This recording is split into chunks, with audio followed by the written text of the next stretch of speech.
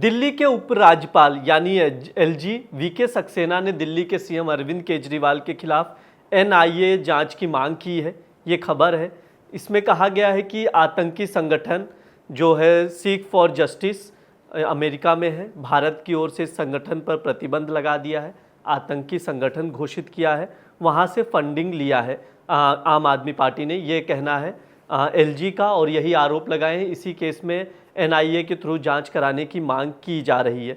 इस केस में और एक नाम का जिक्र किया गया है, भुल्लर, देवेंद्र पाल भुल्लर।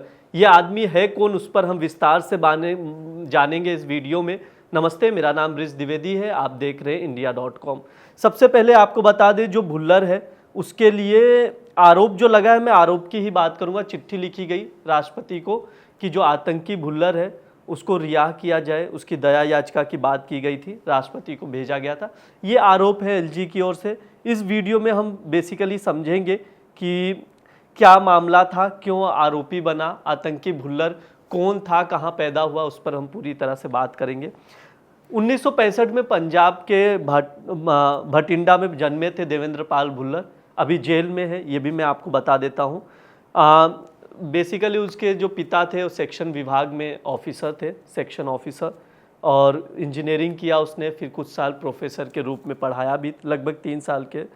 उसके बाद 1993 में दिल्ली में रायसीना हिल्स के नज़दीक यूथ कांग्रेस के दफ्तर के सामने एक ब्लास्ट होता है, धमाका होता है कार में, जिसकी जांच से पता चलता है कि भुल्लर जो खालिस्तानी के जो वहाँ पर थे, खालिस्तानी के खिलाफ बोलने के लिए मनजिंदर जीत सिंह भिट्टा को निशाना बनाने के लिए ब्लास्ट किया गया था।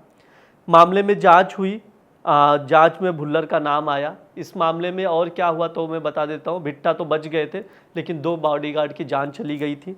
इसके अलावा 9 लोग मारे गए थे, 31 लोग घायल हुए थे इस ब्लास्ट में। इसी ब्लास्ट में भुल्लर को सजा हुई थी, टेढ़ा लगा, जांच हुई। पहले तो जर्मनी भाग गया, लेकिन जर्मनी सरकार ने स्वीकार नहीं किया तो उसे वापस आना पड़ा।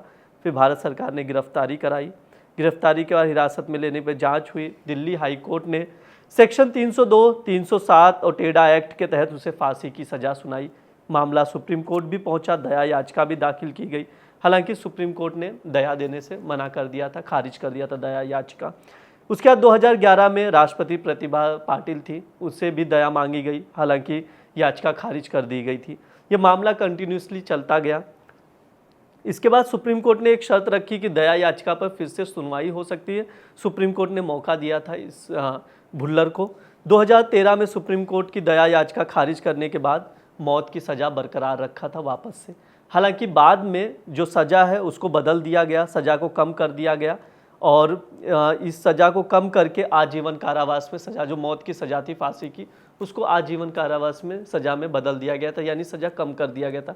इसके साथ ही केंद्र सरकार जो है 550वीं जयंती समारोह में भुल्लर को समय से पहले रिहाई करने देने वाली थी। हालांकि 3 बार ये रिहाई टली और बाद में ये रिहाई कैंसिल कर दिया केंद्र सरकार ने, यानी रिहा नहीं हो पाया भुल्लर।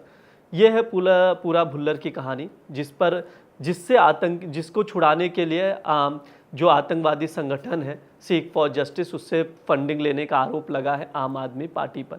इस मामले में और जो भी अपडेट आएगा हम आप तक लेकर आएंगे। देखते रहिए India.com। शुक्रिया।